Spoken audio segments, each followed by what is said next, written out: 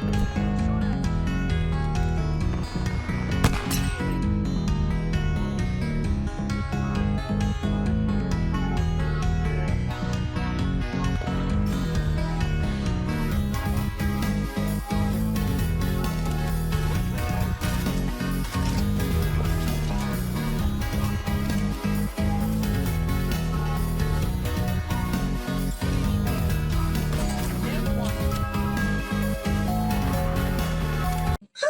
everybody. FBI here, and welcome back to the Dungeons How to Be Successful series. And this is, of course, part 3 of the Dungeons series. And we are continuing to how to be successful and how to work on to being a success generally for Dungeons. And, of course, as it would be, we are going to now work on where to improve going forward. Now, of course, if you've already, as expected,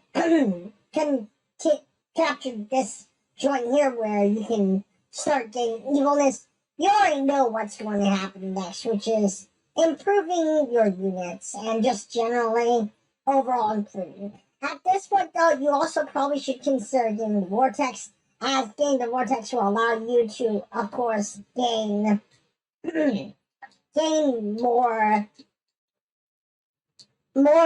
people slash enemy or units you can acquire for your army. And of course that means more minions, which is always going to be useful. But of course, as it would be, we're at a point where unfortunately attacks are happening. And of course, because these attacks are now happening, we have to now, of course, gain the ability to, of course, protect ourselves. I don't know what Tonga's doing over there, but unfortunately for them, they were in the wrong spot for me to protect, unfortunately, protect our people, so we're now having to have to deal with it. But, of course, as it would be, these enemy attacks, at least at the beginning, are not going to be too bad, and they should be manageable for the most part, generally. But of course, we want to just start making it much easier for our team to start gaining, of course, well, mana and stuff. And with that having said, obviously, we also probably want to continue to expand our dungeon. But, of course, with that being said, we have to start by adding in new things and new items and stuff. Of course, we should build a workshop so that we can start making crates and stuff, which is exactly what I believe this room was for originally when I was doing my planning, if you will, for the game. And, of course, we still have to continue to build things up as expected. But of course, we can try and expand out by doing this little bit of mana here. And I think we can start by, of course, continuing a little more over to here, which will be our mana storing room, if you will. So, the main idea right now is to try and make sure that we gain the guard room and the trap room. But of course, this will be, depending on how it goes, it can be difficult overall. And of course, we have to worry about protecting our evilness. So of course, that's something that you'll have to consider. But as you'll see, if we look at, for instance, Ramash here, they're much stronger because of the factor that we've given them this upgrade for the Horde, or improving the Horde. Now, of course, they're unlimited beasts, so every level will increase 15%, or right now it has 15% more life energy, 6% more damage, which, as they level up, which, of course, the max level, for those of you who don't know, is 12, it will make it a much easier situation, and, just no surprise there. Where are the enemies? Huh. I see the giant worms. We got worms, so Let's grab some people here and deal with the the so-called worms. But of course, as it would be, there's something that you have to look out for and consider, of course, as you progress and just generally as you're building things up for for yourself overall. But yeah, we should probably build a 5x5 here when we can. By now, we have to deal with these worms, and then we'll build a mana pool to start having demons help us overall. And well, that was unfortunate. Alright. But of course, we should also expand our horde points as we can, and when we can, so we can acquire more enemies like this demon here to help us out. Anyway, with that being said, let's go ahead and now start building up mana. And we need 8 crates for the next thing. While Snicker is actually doing crates for us. But while he's doing that, we should also build up our demon room. This will be where our demons revive and how our demons become, stronger overall. But, of course, don't ever dismiss Talia. Talia also needs to, of course, be improved over time, and, you can improve her at any given point in time, all the time, up to, of course, level 12, as you would expect. But she has 10 levels entirely, and it's something that you should always do, is to consider strengthening your people as much as you can. Mana, of course, is free, so don't ever be afraid to utilize mana and create create the necessary workshop when you get the crates that need it. In general, it's 8 toolboxes, so so it'll take some time. The next thing you should consider doing, of course, though, is to create the guard room. This will allow us to also create the Tinkerer's Workshop, which I would recommend, because now you can do what we need to do generally to help out with protecting the dungeon. Which not only are traps, but we can create a guard room, which will allow us to create, as you'll soon find out or see, a drum that we can alert our people to when the time is necessary. So I'm going to probably on this side create the guard room over here. And the main reason I'll create the guard room over here is because of the fact that I can create traps over here. That's not what I want to create the guard room. Let's create the guard room over here. And the main reason I'm going to create the guard room over here is because at least it'll give us some time if the enemies come through our dungeon. Now, we should, at this point, also keep an eye out on our evilness here, because from time to time, heroes will start summoning / bringing people over to attack our evilness, and we don't want that to happen, of course. But with that being said, it's not going to be too incredibly difficult, and obviously, it shouldn't be too bad at the time. But always just keep an eye on things. Make sure that you're always leveling up where you need to and gradually improving all your units where you can.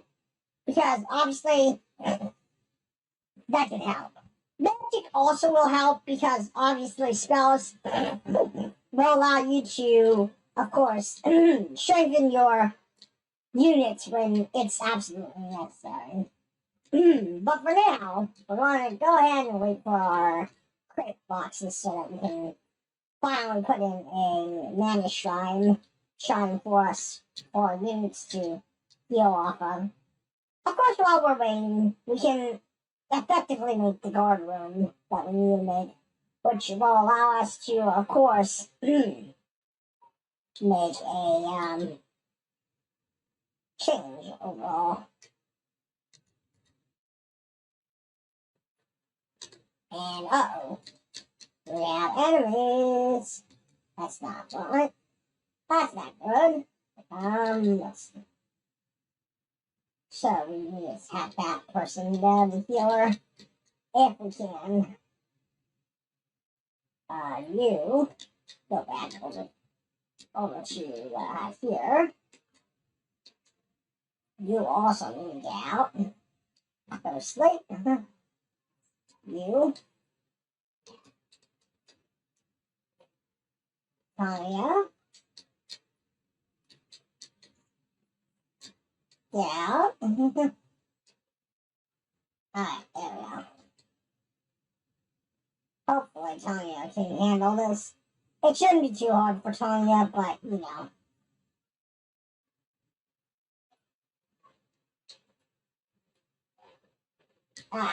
Unfortunate. But that's okay. Yeah, that's okay. We can at least have Tanya get a little bit of support potentially.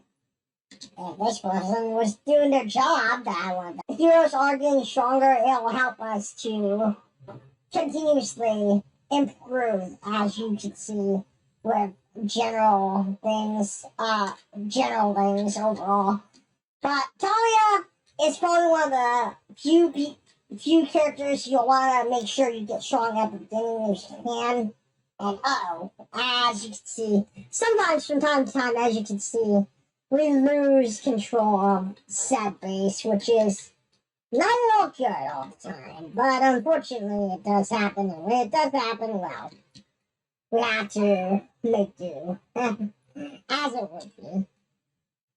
Luckily for us, that shouldn't be too much of a big ordeal or a big problem, per se.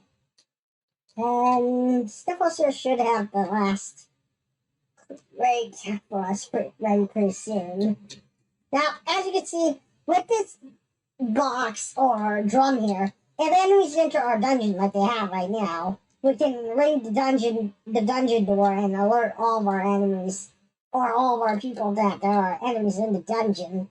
Which, by the way, we just right click it, and that creates the that of course will create the necessary alert that people can be ready for. But it took me a little bit of time to understand that, because in Dungeon 3, while I've always seen the drum, I never understood truly how to use it. So of course, in that regard, I never really took time to, of course, fully understand it. But that's completely okay. I mean, it was bound to happen, obviously, in general, especially considered that, as it would be, I never really played much of Dungeons Free. In fact, the only reason I learned about Dungeons Free was from another person that I watched playing it on live stream through GOG channel or GOG channel. And that's the only reason why I learned about Dungeons Free a while back ago. But but now, of course, you know, I know that Dungeons Free exists, and I'm of course learning where I can about Dungeons Free and what I can.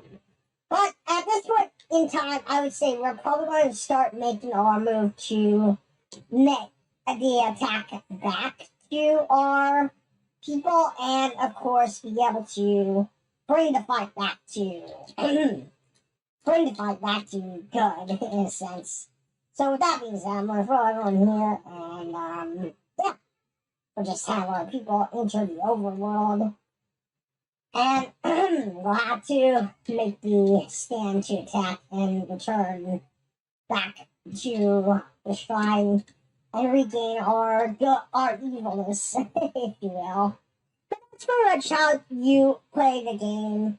And of course, this is a skirmish, so there is no real story to it.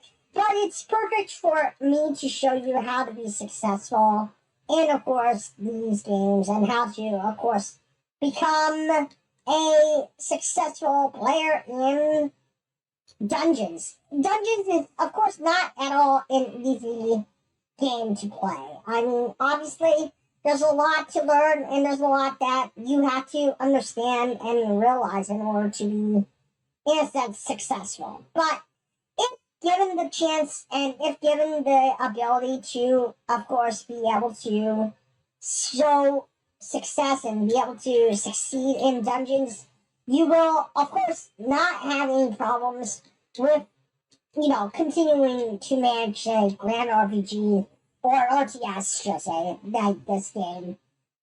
But as it would be, of course, it does take time and you will have to learn over time and learn how to become better. It won't be easy, of course, and over time, of course, you'll have to just understand how to continue and how to be successful. As you can see, we just ran out of gold on one of our games that we mined, aka the one that was on our treasury. So we'll have to regain that. But as it goes, this is pretty much it for this part of Dungeons and how to be successful. You gotta continue to manage your team / manage your dungeon. Don't forget to improve the horde, improve the demons as it would be. Demons though are easier to manage than the horde are, because unlike the horde, who can of course fall and you can of course lose, demons don't require too many because of the factor that they will always respawn. As long as they have like in their portals in the vortex, they will always respawn. They will always come back no matter what happens. And that's a good thing for you, especially if you are someone who, of course, is having trouble or, of course, doesn't really know how to manage things going forward. And with that having said, that's one thing you'll have to consider. And of course, I made a mistake there, making my portal there. I'm just going to do it that way so I can still make another one eventually like that. But anyway, with that being said, hopefully this video has helped you and helped you get a little better at being better at dungeons. And with that having said, of course, I mean, don't forget to give this video a like. And of course, I will see you all in this is with that having said, don't forget to give this video a like. If you do enjoy this video, don't forget to hit the subscribe button and hit the bell notification so that you can continue to get all the best and updated videos coming forward and the videos coming soon on this game. And of course, this is FAI or I signing out and saying farewell, everyone.